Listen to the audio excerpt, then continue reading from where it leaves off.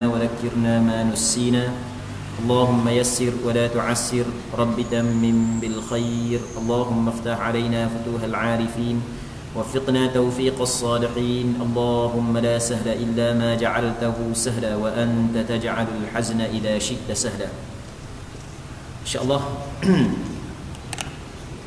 kita sambung balik pengajian kitab Al-Adhkar An-Nawawiyah yang dikarang oleh Imam Nawawi rahimahullahu subhanahu wa ta'ala wa nafa'ana Allahu bi'ulumihi fid darain amin. Kita muka surat 40 bab yang ke-11 katanya zikir ketika terjaga pada malam hari dan keluar rumah. Katanya disunatkan berzikir ketika terjaga pada malam hari dan keluar rumah untuk melihat ke langit dan membaca ayat-ayat terakhir daripada surah Al-Imran daripada ayat 190 sehingga akhir surah. Ditegaskan dalam Sahih Al-Bukhari dan Sahih Muslim bahawasanya Rasulullah sallallahu alaihi wasallam melakukan perkara sedemikian kecuali melihat ke langit yang hanya diriwayatkan dalam Sahih Bukhari dan tidak disebutkan di dalam Sahih Muslim. Muslimin muslimat yang dirahmati oleh Allah Subhanahu wa taala, di antara bacaan zikir yang dituntut dan yang diamalkan oleh Nabi sallallahu alaihi wasallam ketika mana Rasulullah tengah-tengah malam Rasulullah bangun Allah Rabbi, dan kadang-kadang perkara ini berlaku kepada diri kita. Kadang-kadang tengah-tengah malam kita bangun dengan sendiri macam ada orang gerak. Rasanya orang yang duk mari suram masjid ni rasa pernah mengalami perkara tersebut. Bukan bangun hak yang bangun nak kecil tu, hak tu banyak dah. Hak ni kadang-kadang bangun macam ada orang gerak tengah-tengah malam bangun. Dan mungkin mereka orang yang gerak kita. Jadi begitu juga orang yang berlaku kepada Nabi sallallahu alaihi wasallam. Ketika Rasulullah bangun tengah malam, di antara apa yang diamalkan oleh Rasulullah keluar daripada rumah dia, Rasulullah tengok ke langit.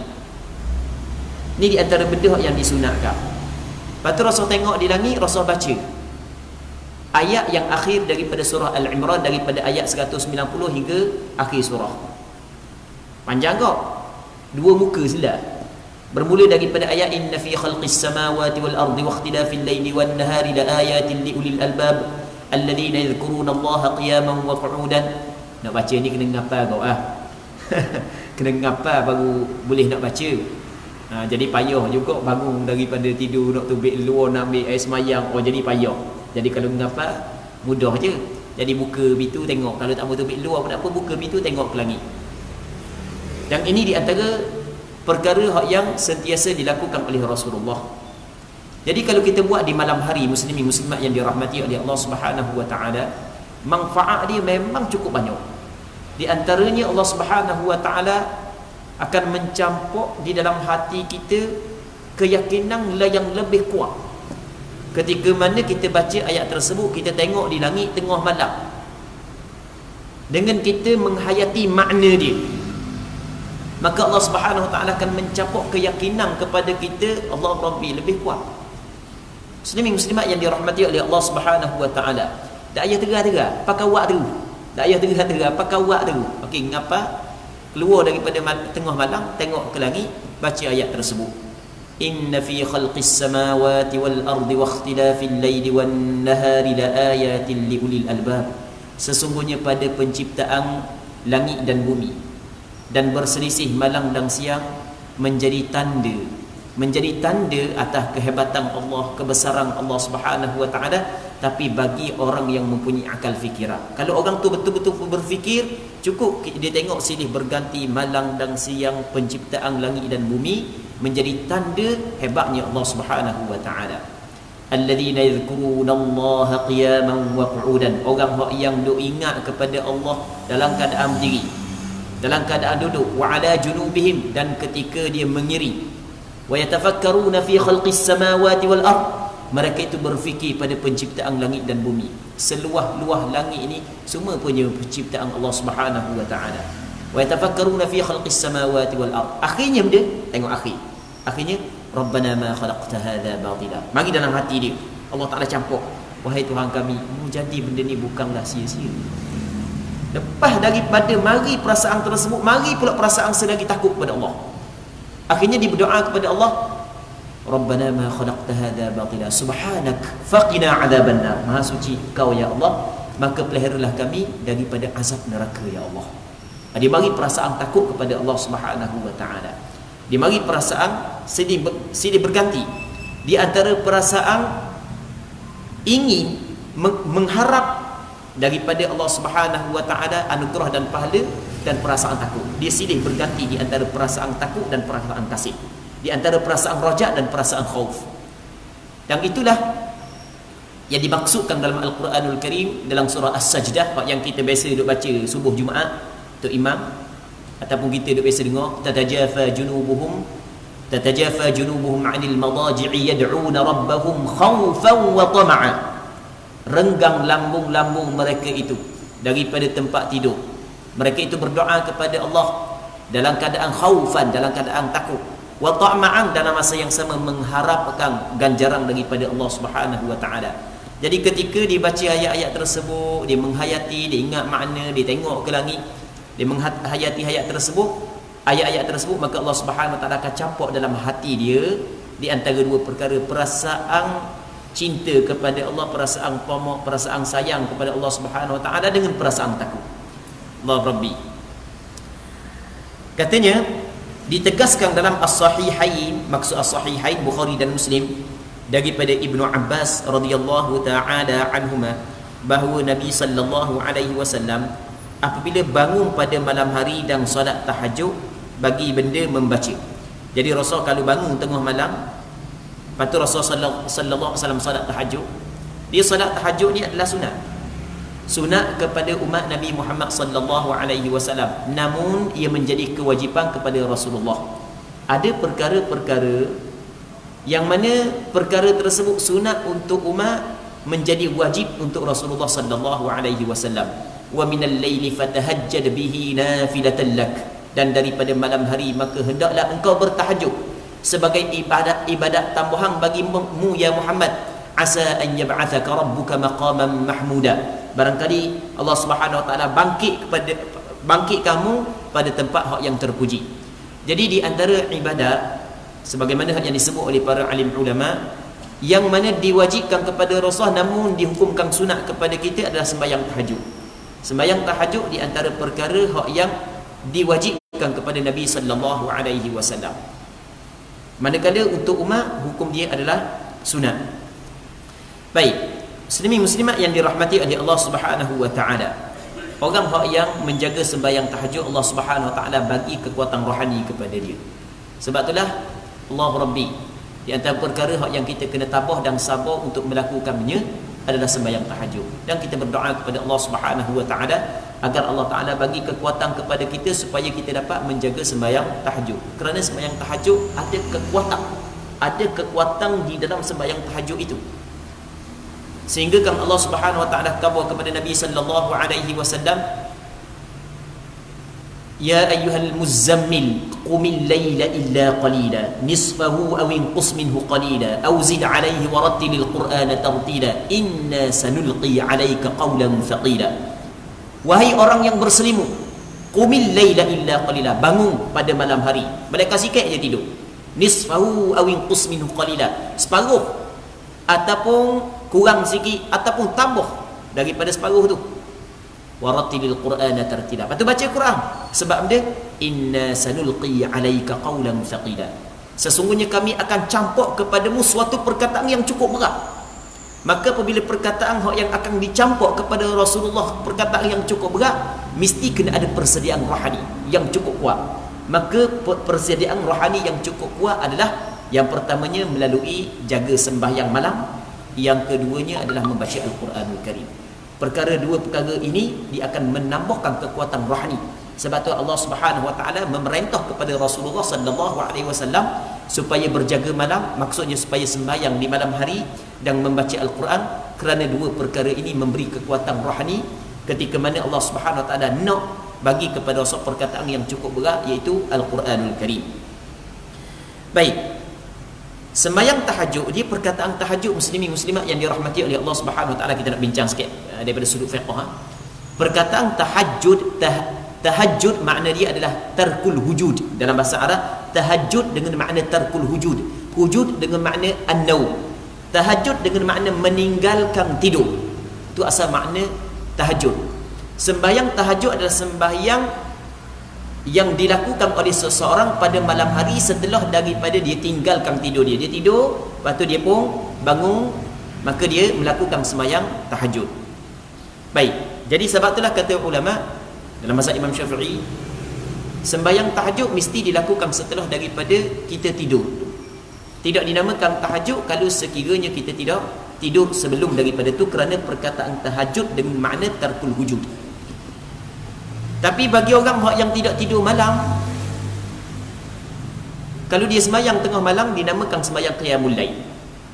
Pahala dia sama dengan sembahyang tahajud, tapi tidak dinamakan sembahyang tahajud kerana dia tidak tidur sebelum. Ini menurut pandangan sebahagian daripada ulama, sebagaimana yang dijelaskan oleh Imam Al-Hafidh Ibn Hajar Al-Asqalani di dalam kitab, lupa nama kitab. Baik, muslimin muslimat yang dirahmati oleh Allah Subhanahu Wa Taala.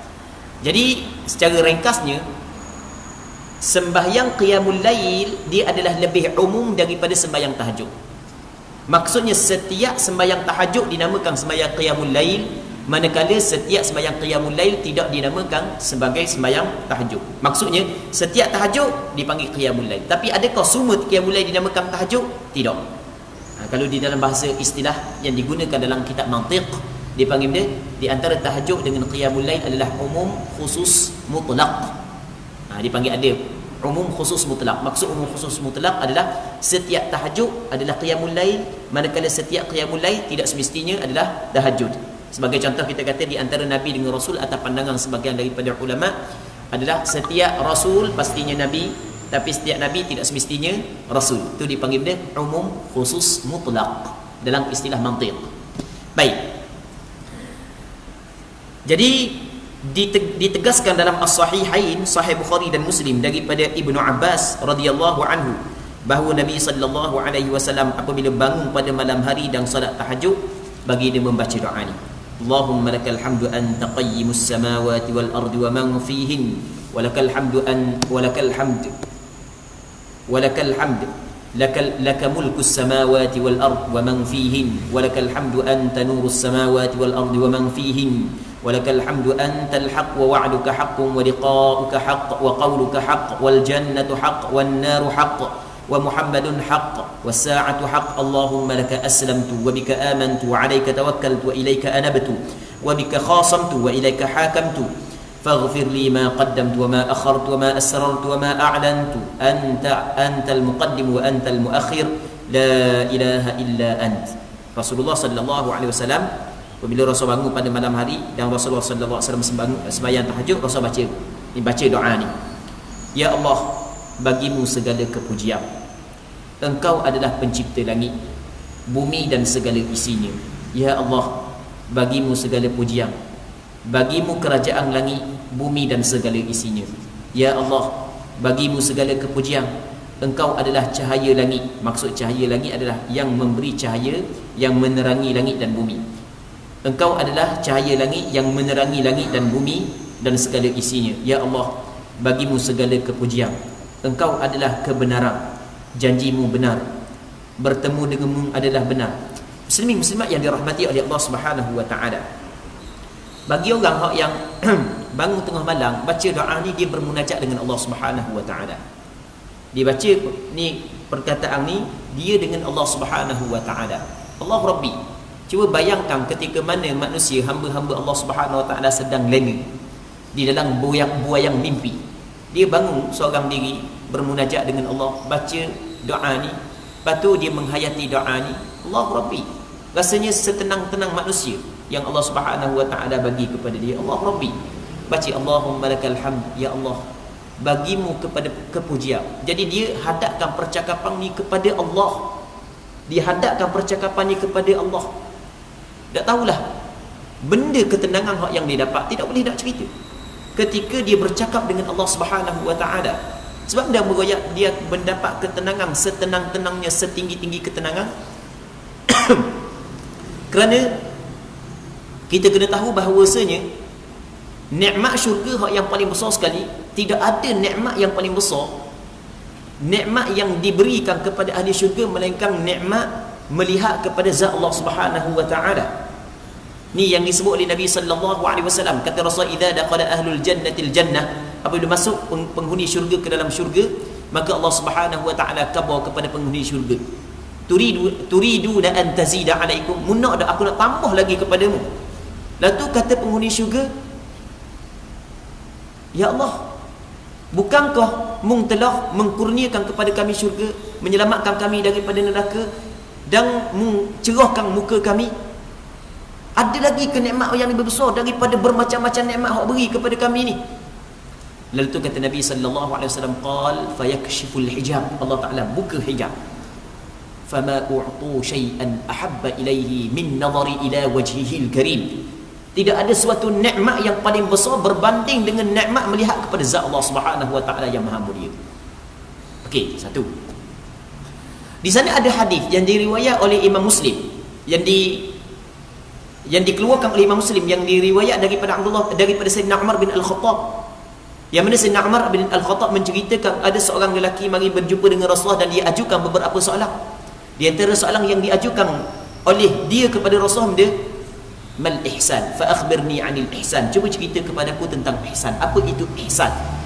Lalu tu kata Rasulullah kepada, anta abudallah ka'annaka tarah, mu beribadat kepada Allah seolah-olah mu melihat. Allah Rabbi, seolah-olah mu melihat. Fa in lam takun tarahu fa innahu yara.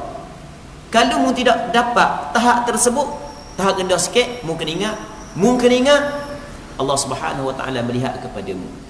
Jadi ketika kita pada malam hari, kita seorang diri, kita baca doa ni, kita bermunajat dengan Allah Subhanahu wa taala, kita dengan Allah Subhanahu wa taala, jadi bermakna kita beribadat seolah-olah kita melihat Allah Subhanahu wa taala. Maka nikmat yang disediakan kepada penghuni syurga, iaitu dapat melihat zat Allah Subhanahu wa taala, telah dapat dilihat dengan mata hati oleh orang tersebut.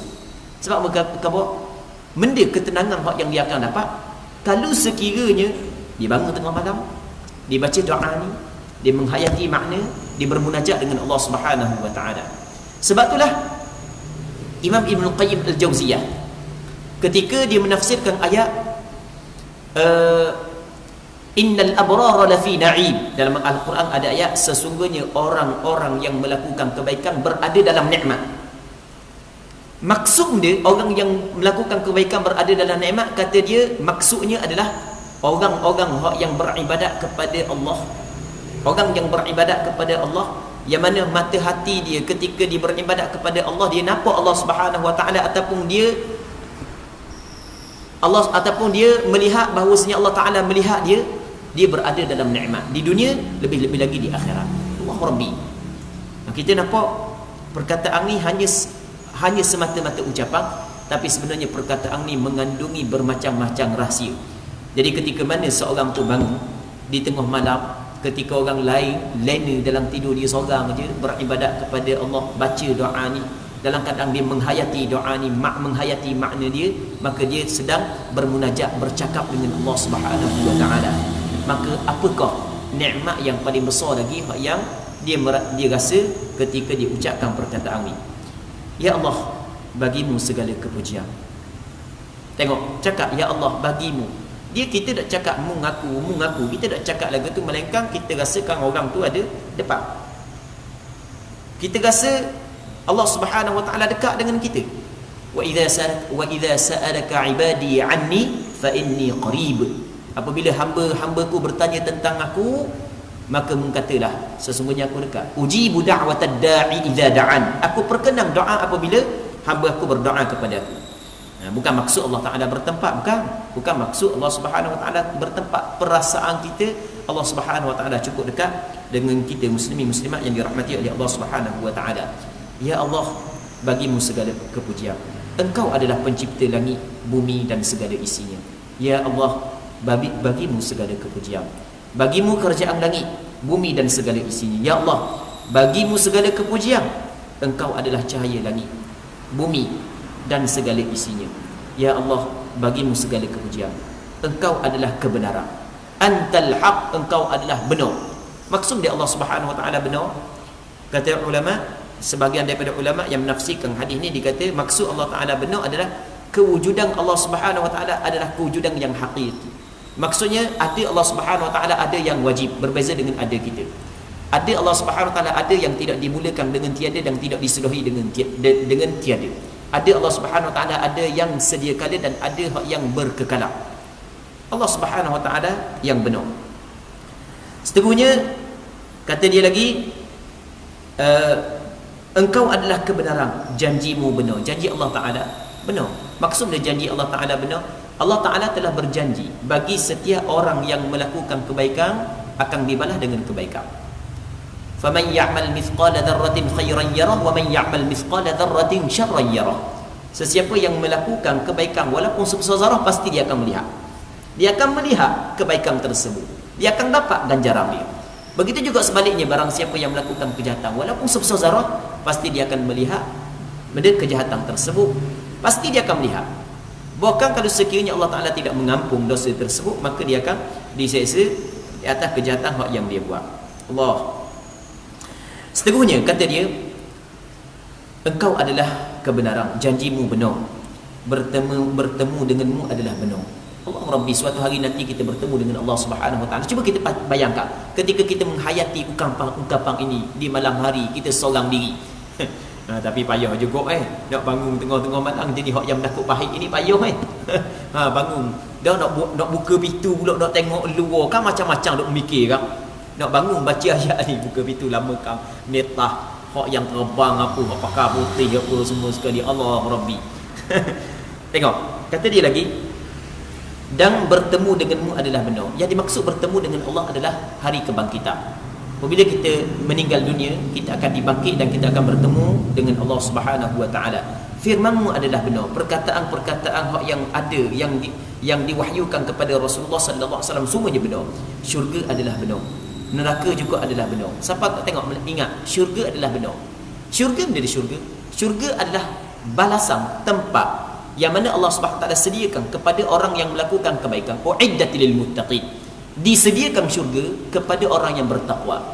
Dia hanya, syurga adalah benar. Dia bukan hanya melihat kepada situ saja. Apabila dia meyakini, kita meyakini syurga adalah benar, maka kita akan membuat persiapan setiap amalan yang akan membawa kepada syurga Allah Subhanahu wa taala. Ketika kita kata neraka adalah benar, maksud dia neraka adalah satu tempat yang Allah Subhanahu wa taala balas segala orang yang melakukan kejahatan. Allah Rabbi, tidak ada seksa yang boleh mengatasi seksa azab di dalam neraka Allah Subhanahu wa taala. Tidak ada. Allah Rabbi, kalau kita nak cerita tentang neraka Allah Subhanahu wa taala, muslimin muslimat yang dirahmati oleh Allah Subhanahu wa taala, rasanya tak mau hidup rasa. Kalau nak cerita tentang neraka Allah Subhanahu wa taala, memang cukup teruk. Neraka Allah Subhanahu wa taala. Kita ambil sebagai dua contoh. Dalam Quran Tuhan kata lagu mana? Kullama nadijat juluduhum baddalnahum juludan ghairaha. Setiap kali hancur, luruh ni kulit-kulit, daging-daging mereka itu, baddalnahum juludan ghairaha, kami tukar kulit-kulit yang lain. Sebab dia Allah Ta'ala tukar kulit yang lain ni, tujuan dia ni liyadhuqul adab, supaya mereka itu merasai adab.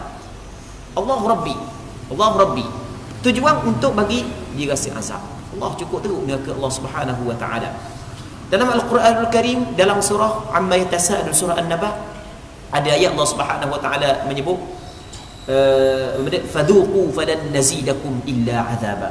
Maka hendaklah kamu rasa, wahai penghuni neraka, rasa, falan nazidakum illa azaba, kami tidak tambah kepada kamu melainkan azab. Maksudnya setiap saat, setiap detik semakin teruk, semakin teruk, semakin teruk. Allah Rabbi, cuba kita bayangkan. Kita pada hari ni kalau sakit teruk sangat, tak kira kalau sakit perut, sakit apa ke, teruk sangat, kita akan cari kedudukan yang boleh meringankan sikit sakit. Mungkin duduk nongke ke, duduk merah ke, duduk tidur ke. Kalau ada posisi yang ringan sikit sakit, kita akan pilih posisi itu. Kita pergi tengok, kadang-kadang kita tengok hospital orang hok yang kena sakit batu karang, sakit dalam perut, tepik riuh, last sekali duduk bawah katil. Duduk bawah katil, apa dia duduk sampai bawah katil? Sungguh kita banyak sungguh ni, duduk bawah katil tu, nyuruh bawah katil, gelap bawah sangat sakit. Sebab dia nak cari mana kau tempat yang rengang sikit sakit. Kalau ada rengang sikit sakit, rasa lega. Rasa lega lalu. Lega sikit. Maksudnya macam ada harapan nak sembuh. Kalau sakit tu tidak berkurangan, berterusan, Allah Rabbi, tak tahulah. Tu teruk dah, hak yang teruk lagi, setiap detik semakin bertambah. Setiap detik semakin bertambah. Memang cukup teruk neraka Allah Subhanahu Wa Taala. Jadi ketika Rasulullah sallallahu alaihi wasallam baca perkataan ni, dan Rasulullah sallallahu alaihi wasallam suruh kita baca perkataan ni, bukan hanya nak khabar neraka itu adalah benar, bukan kita kena tahu bahawasanya kita kena menghayati cukup teruk neraka Allah Subhanahu Wa Taala, maka mesti kita kena buat persiapan amalan-amalan yang dapat melindungi kita daripada neraka Allah Subhanahu Wa Taala. Baik. Jadi ketika orang tu meyakini neraka adalah benar, neraka adalah tempat seksa yang mana Allah Subhanahu Wa Taala tidak menambah dalam neraka melainkan azab, maka akan lahir perasaan takut. Apabila lahir perasaan takut, maka keluarlah daripada mulut dia doa supaya Allah Subhanahu Wa Taala melindungi dia daripada neraka Allah Subhanahu Wa Taala. Maka pada keesokan hari dia akan jaga perbuatan-perbuatan dia agar perbuatan dia tidak menjadi penyebab dia masuk ke dalam neraka Allah Subhanahu Wa Taala. Seterusnya kata dia lagi, firman-Mu adalah benar, syurga adalah benar, neraka adalah benar, Muhammad adalah benar.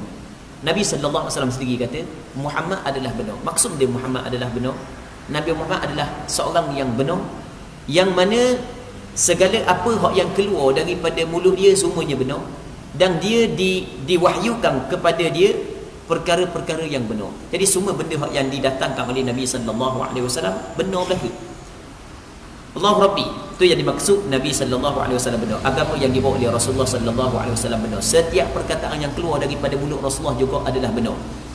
Satu ketika dalam hadis yang diriwayatkan oleh Imam Abu Daud dan beberapa ulama hadis, ada seorang sahabat Rasul nama dia Abdullah bin Amr bin Al-As. Yang mana Abdullah bin Amr bin Al-As, dia tulis, dia catat belaka setiap apa yang diucapkan oleh Rasulullah. Perkara-perkara yang keluar daripada mulut Rasulullah, dia catat belaka. Tujuan untuk dia hafal. Tujuan dia hafal, dia tulis. Tiba-tiba puak Quraisy tahu bahawasanya dia tulis belaka benda yang keluar daripada mulut Rasulullah, maka puak Quraisy larang dia tulis. Mu tulis belaka benda yang keluar daripada mulut Muhammad, sedangkan Muhammad bercakap ketika marah pun dia cakap, ketika gembira pun dia cakap. Jadi kalau ketika biasa ada masalah lah. Kalau ketika marah cakap juga, ketika terlalu gembira cakap juga, takut hilang pedoman. Kan kita kadang-kadang terlalu gembira ni, benda yang keluar daripada mulut kita ni hilang pedoman. Maksudnya terlajak benda yang keluar daripada mulut kita. Sama juga ketika nak marah, habis gajah rimau tu belaka daripada mulut kita. Ketika gede baru nyesal balik. Jadi Abdullah bin Amr bin Al-As, aku tulis belaka benda yang keluar daripada mulut Rasulullah. Maka puak Quraisy larang dia.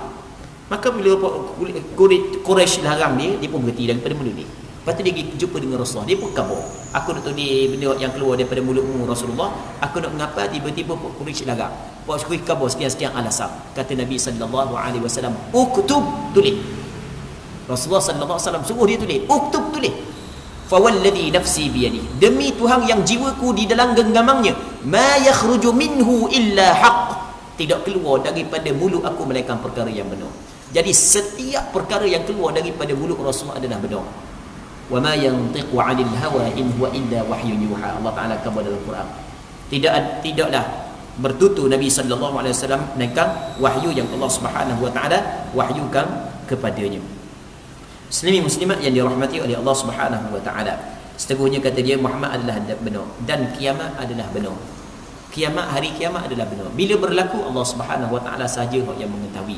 Tapi yang pastinya kiamat berlaku ni baghtah, disebut dalam Quran, secara mengejut. Orang yang tengah makan, dia tengah makan, orang tengah minum, orang yang berjual beli tengah berjual beli. La ta'tikum illa baghtah. Hari kiamat berlaku, datang dalam keadaan mengejut. Cuma ada alamat-alamat yang Allah Subhanahu Wa Taala jadikan sebelum daripada berlaku kiamat. Baik. hari kiamat adalah benar. Bila berlaku, Allah Subhanahu Wa Taala lebih mengetahui. Cuma kalau kita tengok kepada alamat-alamat kiamat, di zaman kita ni jauh lagi. Di zaman kita jauh lagi nak berlaku kiamat. Kerana di antara tanda kiamat adalah kata Nabi sallallahu alaihi wasallam, la taqumus sa'ah hatta la yakuna fil ard man qala Allah Allah, atau kama qala Rasulullah sallallahu alaihi wasallam. Jadi tidak akan berlaku kiamat melainkan tidak ada di atas muka bumi orang yang ucap Allah Allah. Jadi berlambak lagi orang yang ucap Allah Allah sekarang tadi. Jadi maksudnya di zaman kita masih lagi jauh. Cuma jauh tu tak tahu dah berapa puluh tahun akan datang. Muslimin muslimat yang dirahmati oleh Allah Subhanahu Wa Taala.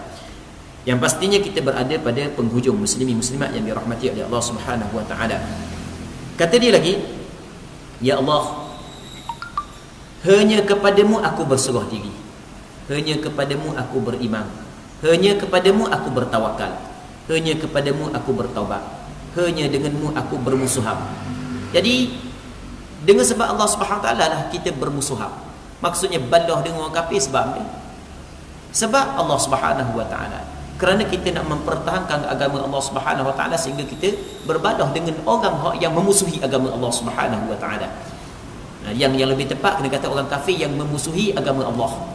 Kerana bukan semua orang kafir adalah musuh kepada kita. Allah Subhanahu Wa Taala dalam Al-Quran Al-Karim tidak melarang kita melakukan kebaikan kepada orang kafir yang tidak memerangi kita dan tidak menghalau kita daripada kampung halaman. Hak yang Allah Taala larang kita berbuat baik kepada mereka yang memerangi agama kita, memerangi kita dan cuba menghalau kita daripada kampung halaman.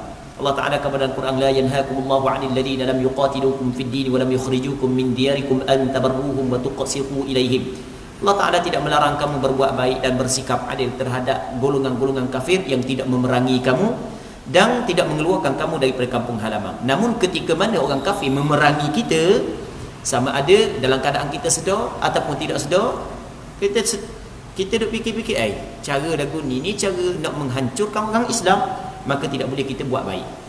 Muslimin muslimat yang dirahmati oleh Allah Subhanahu Wa Ta'ala. Jadi kita balah dengan orang kafir itu kerana dia?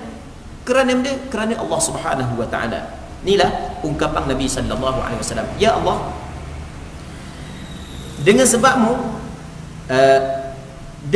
dengan sebabmu aku bermusuhan dan hanyalah kepadamu aku mengambil keputusan. Maka ampunilah aku tentang apa yang aku dahulukan. Segala dosa yang aku buat sebelum daripada ini ampunlah. Aku akhirkan segala dosa yang aku buat pada masa lagi akan datang juga ampunlah kalau sekiranya berlaku. Aku sembunyikan benda yang aku lakukan dosa secara sembunyi dan aku lakukan dosa secara zahir, minta mengampun ya Allah. Engkau adalah yang mendahulukan dan engkau pula yang mengakhirkan. Tiada Tuhan yang patut disembah selain engkau. Sebahagian perawi menambah la haula wala quwwata illa billah. Maksudnya dalam perkataan tersebut, dalam bacaan tersebut ada penambahan la haula wala quwwata illa billah. Jadi comel ni baca ni perkataan yang Rasulullah sallallahu alaihi wasallam baca tengah malam ketika kita bangun sembahyang tahajud dan kita menghayati makna dia. Allah Rabbi, kita menghayati makna dia. Memang cukup hebat ni perkataan-perkataan lagu ni. Seterusnya zikir ketika hendak masuk tandas. Bab yang ke-12, zikir ketika hendak masuk tandas. Diriwayatkan dalam As-Sahihain dari Anas radhiyallahu taala anhu bahawa Rasulullah sallallahu alaihi wasallam ketika hendak masuk ke tandas dia mengucapkan Allahumma inni a'udzubika minal khubuthi wal khaba'ith. Maksudnya ya Allah, aku berlindung kepadamu dari jin jantan dan jin betina. Perkataan al-khubsu dibaca dengan huruf ba sukun, al-khubthi, ba mati. Boleh pula dibaca dengan al-khubuthu, boleh baca dengan ba baris di hadapan. Tidaklah benar pendapat yang mengingkari harakat sukun. Jadi ada pandangan yang kata tak boleh baca al-khubthi, kena baca al-khubuthi. Kata Imam Nawawi tak benar, boleh baca dua. Kemudian Allahumma inni a'udzubika minal khubuthi, boleh baca minal khubthi pun boleh baca dua. Baik. Kami riwayatkan di selain kitab As-Sahihain dengan lafaz bismillah, Allahumma inni a'udzubika minal khubuthi wal khaba'ith. Dengan nama Allah, ya Allah, aku berlindung kepadamu dari jin jantan dan jin betina. Dia tempat-tempat najis, tempat-tempat kotor adalah tempat-tempat syaitan dan tempat-tempat jin.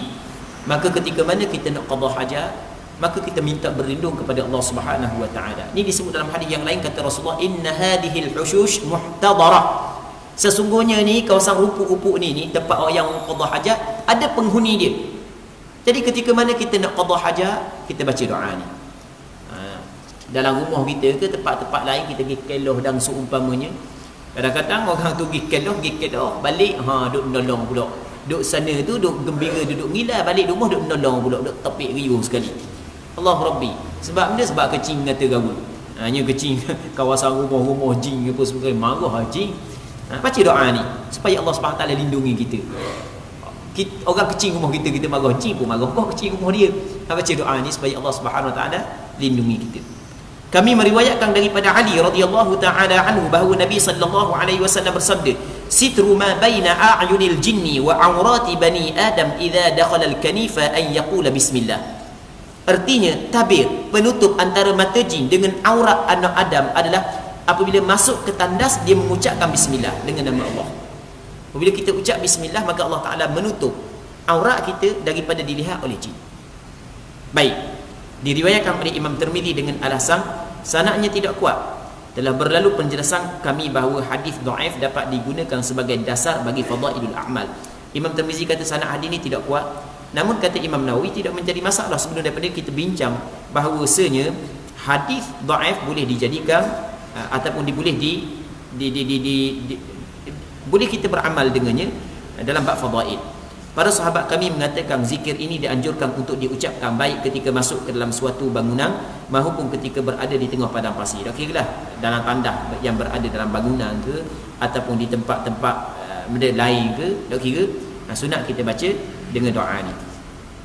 Kami meriwayatkan daripada Ibnu Umar radhiyallahu taala anhuma, dia berkata Rasulullah sallallahu alaihi wasallam apabila hendak masuk bilik kecil membaca Allahumma inni a'udzubika minar rijsin najis najisil khabithil mukhbith asyaitanir rajim. Ya Allah, sesungguhnya aku berlindung kepadamu dari godaan syaitan yang kotor, najis, tercela, mengotorkan, lagi terkutuk, iaitu syaitan yang dirjam. Diriwayatkan oleh Imam Ibn Sunni, diriwayatkan juga oleh Imam At-Tabarani dalam kitab Ad-Du'a. Hadis tersebut diriwayatkan oleh Imam Ibn Sunni, diriwayat oleh Imam At-Tabarani dalam kitab Ad-Du'a. Itu di antara zikir-zikir yang kita baca ketika kita masuk dalam tandas. Larangan berzikir dan berbicara di dalam tandas. Makruh hukumnya untuk berbicara dan berzikir ketika sedang menyelesaikan hajat, baik di tengah padang pasir maupun di dalam bangunan. Jadi ketika kita sedang qada hajat, kecing ke, begok ke, maka makruh kita cakap dan makruh kita berzikir.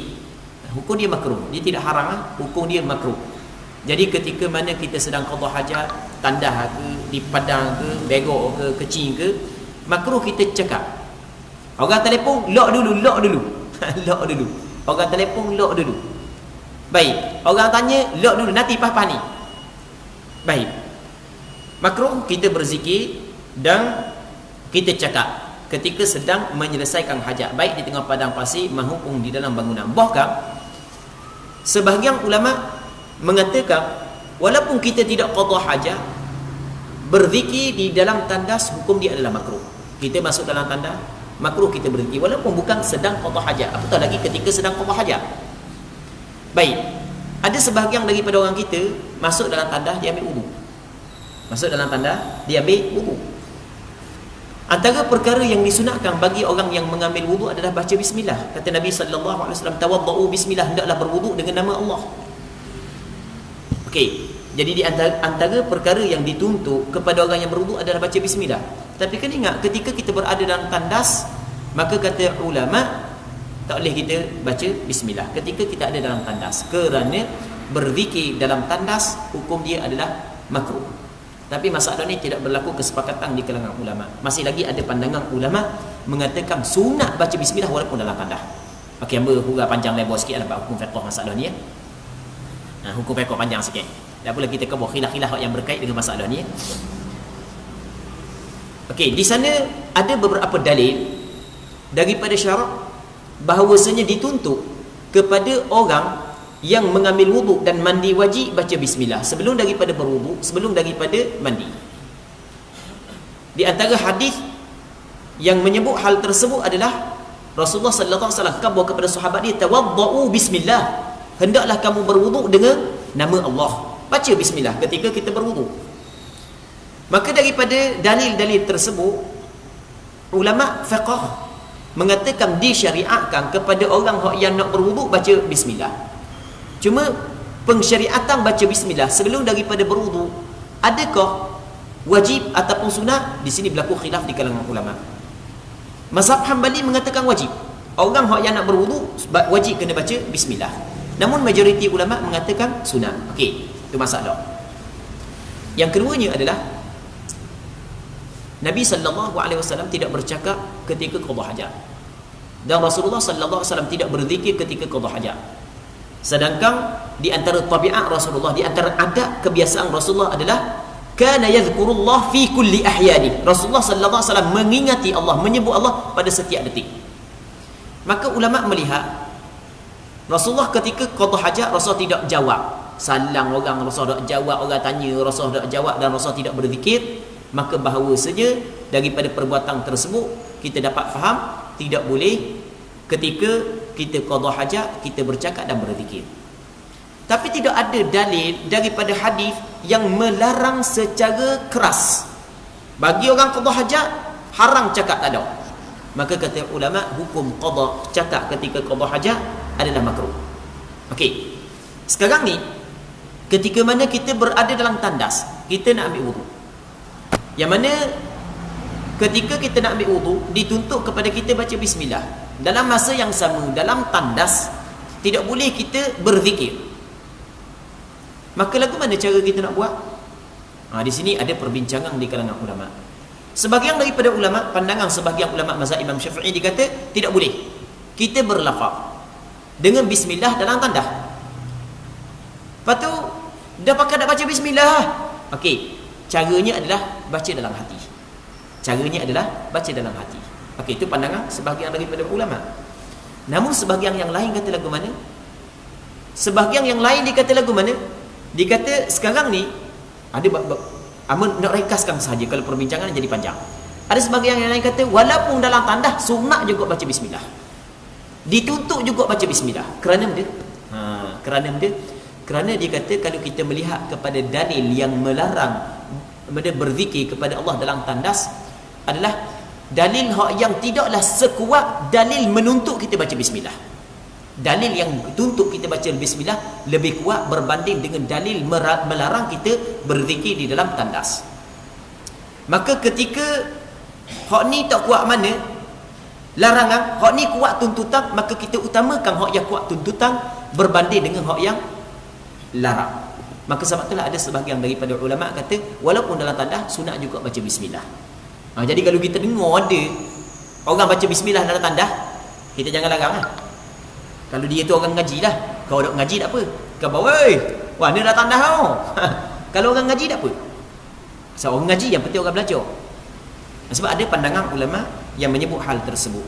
Muslimin muslimat yang dirahmati oleh Allah Subhanahu Wa Taala. Namun macam kita katakan saat ni dalam mazhab Imam Syafi'i, ketika kita berada dalam tandas, maka tidak sunat kita baca bismillah dengan mulut, berlafaz dengan bismillah tidak disunatkan, cukup kita baca dengan hati. Makruh hukumnya untuk berbicara dan berzikir ketika sedang menyelesaikan hajat, baik di tengah padang pasir maupun dalam bangunan. Ini berlaku untuk semua bentuk zikir dan ucapan kecuali ucapan darurat. Ketika darurat lainlah. Ketika darurat lagu mana darurat? Kita nak Allah sakit perut sangat, masuk dalam tandas sakit perut sangat, masuk buka tandas kunci tak ada, biarlah kunci tak ada, perok dulu. Contoh dah kunci tak ada, orang kayak gini orang mari orang tolak selok ngenge. Jadi kita bunyi sengih orang mari. Orang duk kerja ke tandas agak. Kita kata, "Oi, nanti tu aku ada dalang Okey, kabur. Tengah-tengah berok. Tak apa. Sebab darurah. Main duk kabur lagu tu kok free orang boleh tengok. Dah pintu duk kunci. Kawan ni sengok, kita duk sengok perut, duduk tengah, duduk qada hajat. Orang mari duk sengok perut juga. Tandas tak ada, hak tu je. Kita dah kunci tolak gitu lah. Jadi kita kabur, belang-belang kita qada hajat. Tu tak ada masalah kerana darurah. Tu tak ada masalah. Baik. Para sahabat kami mengatakan jika bersing tidak perlu membaca alhamdulillah. Tidak perlu menjawab bacaan orang yang bersing. Dia apabila kita bersing sunat kita kata alhamdulillah. Namun bagi orang yang berada dalam tandas, jangan diucap dengan mulut, bahkan diucap dengan hati. Alhamdulillah dalam hati. Begitu juga ketika ada orang bersin luar, dia dengar orang kata Alhamdulillah, dia apabila ada orang bersin, lepas tu dia ucap Alhamdulillah. Apa yang disunatkan kepada kita? Sunat pada kita, kita kata Yarhamukallah. Ketika kita dalam tandas, jangan kata Yarhamukallah, makruh. Tidak perlu menjawab bacaan orang yang bersin. Tidak perlu menjawab salam. Assalamualaikum. Kawan ni tengah-tengah bengkok, nyuri salam. Tak payah jawab. Nanti keluar baru kita jawab. Dan tidak perlu menjawab azan. Yang memberi salam tidak berhak untuk dijawab. Orang yang memberi salam tidak berhak untuk dijawab. Dia asal beri salam hukum dia sunat. Manakala jawab salam hukum dia adalah wajib. Mereka dalam keadaan tertentu tidak wajib jawab salam. Di antaranya adalah ketika mana kita sedang qada hajat, tiba-tiba ada orang bagi salam kepada kita, maka tidak sunat kita jawab. Hukum makruh ini adalah makruh tanzih dan tidak diharamkan. Dia makruh tanzih dia lain daripada makruh tahrim. Dia ada istilah dua, makruh tahrim dengan makruh tanzih. Apa perbezaan di antara makruh tanzih dengan makruh tahrim? Okey, makruh tanzih dulu. Makruh tanzih adalah perkara itu dilarang oleh agama. Namun larangannya bukanlah larangan mu'tamad, bukanlah larangan seperti larangan haram. Maksudnya kalau orang tu buat juga benda yang makruh, tak berdosa. Tapi kalau ditinggal kerana Allah, dapat pahala. Okey, itu dipanggil makruh tanzih. Manakala makruh tahrim adalah larangan ni larangan yang putus. Larangannya seperti larangan haram. Orang yang melakukan makruh tahrim, dia dapat dosa. Dia bukan semua makruh saat itu tak dosa, ada makruh dosa. Cuma penggunaan makruh tahrim tidak banyak diguna dalam mazhab Imam Syafi'i. Banyak diguna di dalam mazhab Hanafi. Dalam mazhab Imam Syafi'i, kalau kita buka dalam kitab fiqh, tempat yang biasa guna makruh tahrim adalah sembahyang dalam 5 waktu. Dia panggil 5 waktu ni, panggil 5 waktu karahah. Karahah tahrim. Ketika matahari sedang terbit, matahari di atas kepala selain daripada hari Jumaat, matahari sedang tenggelam, selepas daripada sembahyang subuh, selepas daripada sembahyang asar, tidak boleh sembahyang sunat mutlak, sembahyang sunat yang sebab dia akan datang. Hukum dia adalah makruh. Makruh dia, makruh tahrim. Orang buat dosa. Okey, itu makruh tahrim. Di makruh tahrim ni disama dengan haram. Perbezaan di antara makruh tahrim dengan haram adalah haram larangan lebih kuat daripada makruh tahrim. Merayak cara ringkas, tapi kalau orang belajar dia kena rayak cara lain. Dia gini. Dia kalau haram ni adalah dalam istilah mazhab Hanafi, kalau perkara yang haram adalah ma thabata bi dalilin qat'iyyin, perkara yang sabit dengan dalil qat'i, itu haram. Manakala makruh tahrim adalah ma thabata bi dalilin dhanniyyin, perkara yang sabit dengan dalil dhanni. Dalil qat'i, dalil dhanni itu perbahasan yang panjang dalam usul fiqh. Tak perlu kita ceritalah. Cuma nak rayak makruh cakap dalam tandas bukanlah makruh tahrim, bukanlah haram, bukan makruh tanzih. Baca Quran dalam tandas bukanlah haram, bukan makruh tanzih sahaja. Apabila dia bersih, kemudian mengucapkan alhamdulillah di dalam hati dengan lidah yang tidak bergerak, ianya dibenarkan. Demikian juga yang dikerja ketika melakukan hubungan suami isteri.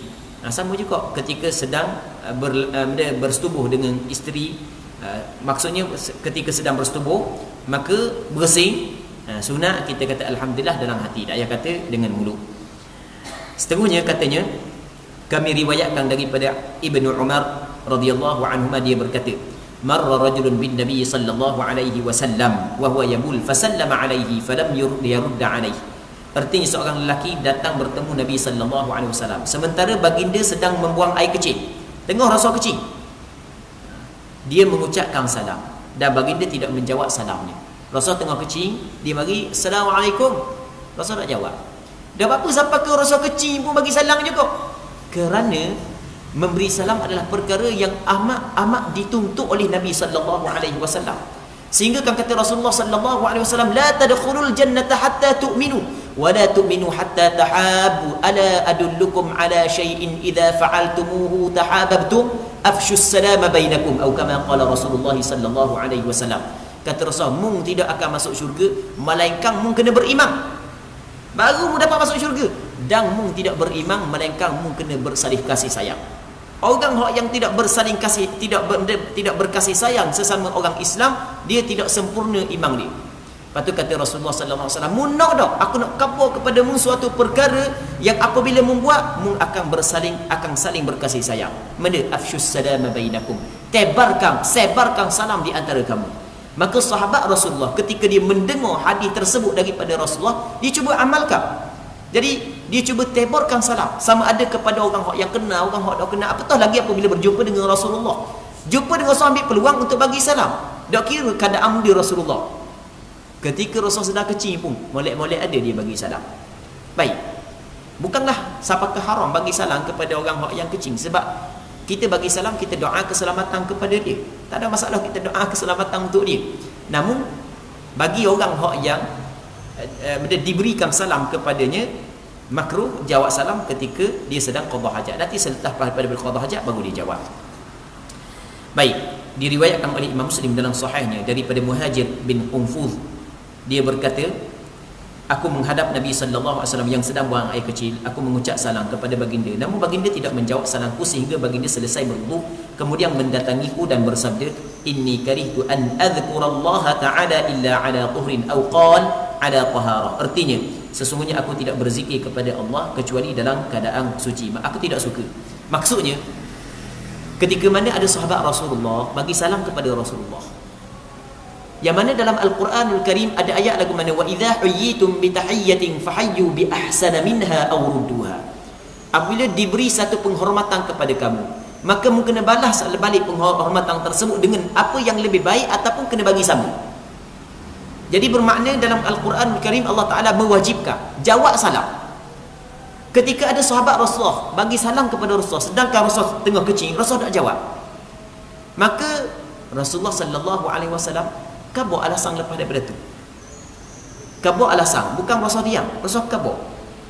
Supaya orang tu tak rasa hati dah, mana Rasul tak jawab ni, ada benda salah aku. Rasul kabur alasan. Rasul sebenarnya kata, aku tak jawab salam kerana aku tidak suka aku berzikir kepada Allah melainkan dalam keadaan aku sedang bersuci. Maksudnya aku lepas daripada kecil aku ambil wudu. Itu maksud daripada hadis ini. Hadis ini dinilai sahih. Diriwayatkan oleh Imam Abu Dawud, Imam An-Nasa'i, Imam Ibn Majah dengan sanad yang sahih. Larangan mengucapkan salam kepada orang yang sedang menunaikan hajat. Para sahabat Nabi sallallahu alaihi wasallam mengatakan makruh hukumnya mengucapkan salam kepada orang yang sedang menunaikan hajat. Hukum ketika orang sedang menunaikan hajat, qada hajat, kita bagi salam, hukum dia adalah makruh. Apabila mengucapkan salam, maka tidak berhak mendapatkan jawapan dengan dasar kedua hadis dari Ibnu Umar dan Muhajir pada bab sebelumnya. Jadi orang yang mengucapkan salam pun makruh, orang yang diucapkan salam pun makruh dia jawab. Namun kalau orang yang mengucapkan salam tidak sedar orang tu sedang kecil, itu tidak menjadi masalah. Zikir ketika keluar tandas. Ketika seorang keluar dari bilik kecil, hendaklah dia mengucapkan ghufranak alhamdulillahilladzi adhaba 'anni al-adha wa 'afani. Artinya, aku memohon keampunanmu ya Allah, segala puji bagi Allah yang telah menyingkirkan gangguan dariku dan menyelamatkanku. Ditegaskan dalam hadis sahih diriwayatkan dalam Sunan Abu Daud dan Sunan Tirmizi bahawa Rasulullah sallallahu alaihi wasallam mengucapkan ghufranak, aku memohon keampunanmu. Lafaz setelahnya diriwayatkan oleh Imam An-Nasa'i dan Imam Ibn Majah. Maksudnya, Rasul selepas daripada qada hajat, sebelum daripada Rasul baca alhamdulillahilladzi adhaba 'anni al-adha wa 'afani, Rasul katakan ghufranak. Mana benda ghufranak? Aku memohon keampunan daripadamu ya Allah.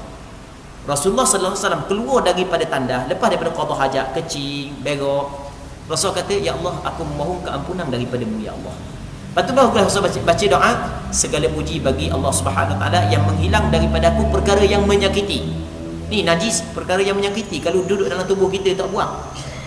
Maka kita puji kepada Allah, tanda kita bersyukur di atas nikmat tersebut, dan Allah Taala bagi kesihatan kepada aku.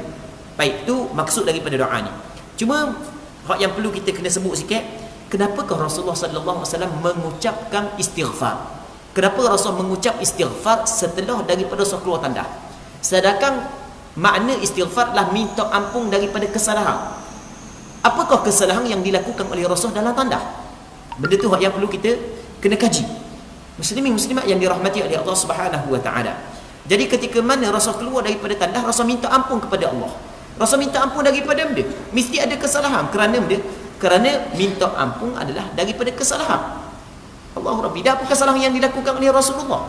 Di sini berlaku perbincangan yang panjang di kalangan ulama. Tapi yang pastinya bukanlah dosa. Qada hajat bukan dosa. Dan kesalahan dia bukan kesalahan yang dilakukan oleh Rasulullah, kata ulama, tapi perasaan bersalah yang menyebabkan Rasulullah sallallahu alaihi wasallam minta ampun. Maksud dia perasaan bersalah, Nabi SAW, dia sentiasa ingat kepada Allah, sentiasa berzikir kepada Allah. Mulut dia tidak sentiasa berzikir, tapi dalam tandas tidak boleh berzikir. Maka dia rasakan satu kecuaian bagi dia. Sebab itulah dia minta ampun kepada Allah Subhanahu Wa Taala. Okey, itu satu pandangan di kalangan ulama. Bukan maksud Rasul buat salah. Bukanlah kata ada kesalahan yang dilakukan oleh Rasulullah. Bukan. Rasul mana dia buat salah? Rasul maksum.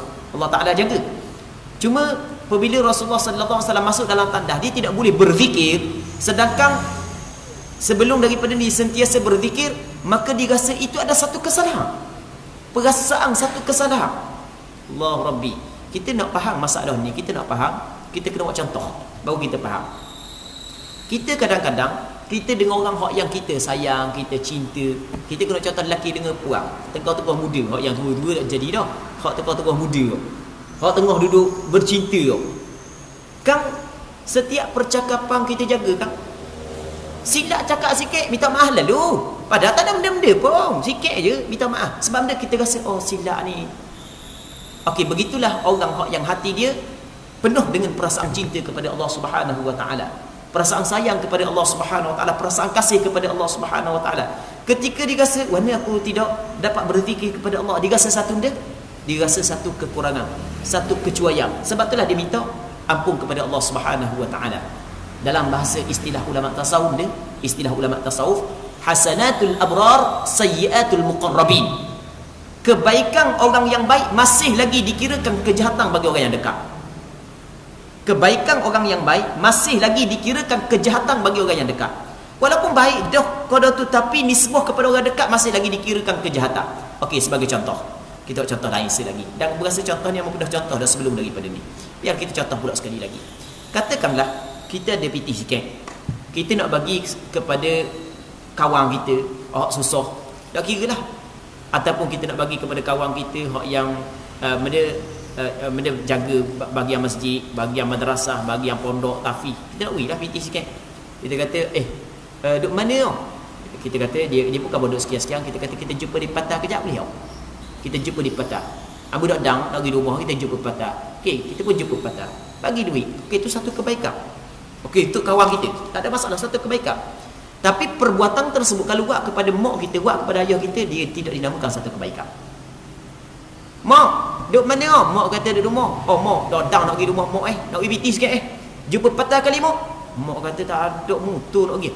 Ajak orang mana-mana pun. Mak, kita jumpa patah nak pergi BT Memang nampak BT tu baik, tapi cara saat ni tu dah kena kerana kita sebagai anak, kita tak boleh suruh mak kita mari kita. Bukan kita kena beradak ke dia. Okey, tengok, kan dua perkara yang lain. Tadi kalau kira bagi kepada orang lain dikirakan satu kebaikan. Namun kita sebagai seorang anak, ajak mak kita pergi jumpa satu tempat, kita tak beradak dengan dia, tak pergi adat diri dengan dia, dikirakan kejahatan. Tu dia panggil dia hasanatul abrar sayyiatul muqarrabin. Kebaikan orang yang baik masih lagi dikirakan kejahatan bagi orang yang dekat dengan Allah Subhanahu Wa Taala. Baik, kalau kira tak ada masalah, bukanlah satu kejahatan bagi orang yang tidak melakukan maksiat, itu adalah benda yang baik. Namun bagi orang yang sentiasa ingat kepada Allah, ketika ada perkara yang menghalang untuk dia ingat kepada Allah, maka dia akan rasa satu kesilapan dia, satu kecuaian. Maka akhirnya dia beristighfar kepada Allah. Okey, ini satu jawapan daripada para alim ulama. Yang kedua je, ada jawapan yang kedua. Dia kata lagu mana? Apabila kita qada hajat, sebenarnya kita dapat qada hajat, kita dapat kecing, dapat begok Allah, nikmat besar. Kita tak tahu nikmat tu melainkan apabila kita dah nak qada hajat. Oh, situ baru kena sumbat bahan batu karang. Tu dia. Baru tahu. Hamba royak hamba sungguh ni. Royak sungguh hamba bersekena. Allahu Rabbi. Tak boleh nak kecing. Mana perasaan? So hati kali. Boleh kecing tu lega rasa, Allah nikmat besar je rasa. Orang tak boleh nak begok, mana tak boleh nak begok? Allah, bekak rasa kepala. Kan boleh tiap-tiap hari, boleh qada hajat. Kan nikmat besar kan? Okey, setiap nikmat wajib kita bersyukur. Setiap nikmat wajib kita bersyukur. Bersyukur di atas nikmat yang Allah Ta'ala kurniakan kepada kita. Baik, apabila kita dapat nikmat qada hajat, wajib kita bersyukur. Tahu tak, kita dapat bersyukur selepas daripada Allah Ta'ala bagi nikmat adalah nikmat. Allah Ta'ala bukakan hati kita untuk kita rasa itu adalah nikmat sehingga kita bersyukur. Itu nikmat yang lain pula, yang wajib kita bersyukur pula. Di atas nikmat bersyukur kepada Allah Subhanahu Wa Ta'ala. Okey, Kita pun bersyukur pula di atas nikmat Allah Ta'ala kurniakan kepada kita untuk bersyukur. Adalah nikmat pula.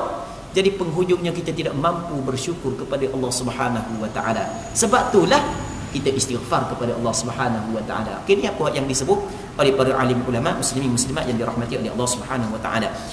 Hadis yang last sekali, kita baca satu hadis lagi. Kami riwayatkan daripada Ibnu Umar, dia berkata Rasulullah sallallahu alaihi wasallam apabila keluar daripada tandas, dia mengucapkan alhamdulillahilladzi adzaqani ladzatahu wa abqa fiyya quwwatahu wa dafa'a anni adza. Maksudnya segala puji bagi Allah yang telah membuatku dapat merasai kelazatanmu, menjadikanku tetap pada kekuatannya dan mencegah dariku gangguannya. Diriwayatkan oleh Imam Ibn Sunni dan Imam At-Tabarani. Kita rasa untuk malam ni kita berhenti sini dululah. InsyaAllah kita berdoa kepada Allah Subhanahu Wa Ta'ala agar apa yang kita bincang pada malam ini sama-sama dapat mengambil manfaat, dan agar Allah Subhanahu Wa Ta'ala memberkati majlis ilmu yang kita adakan pada malam yang mulia ini. Allah Subhanahu Wa Ta'ala a'la wa a'lam. اللهم حققنا باتباع نبيك محمد صلى الله عليه وسلم ظاهرا وباطنا. اللهم اجعلنا ممن يستمعون القول فيتبعون احسنه. وصل اللهم وسلم وبارك على سيدنا محمد وعلى اله وصحبه اجمعين والحمد لله رب العالمين.